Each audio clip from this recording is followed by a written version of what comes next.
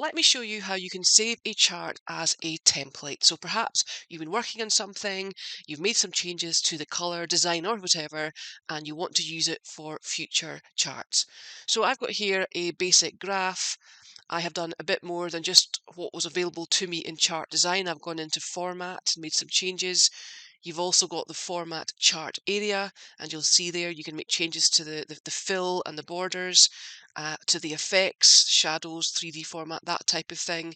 And there's also options there for size and properties. So once you've made the changes that you want, all you need to do is click on your chart and then go to Save as Template. Give your template a name so you can find it again, and then click on Save. And that's all you need to do. So now if you want to create a graph based on the format you've just saved, so I'm just here, a different data set, just going to highlight that, and I'm going to go into my recommended charts.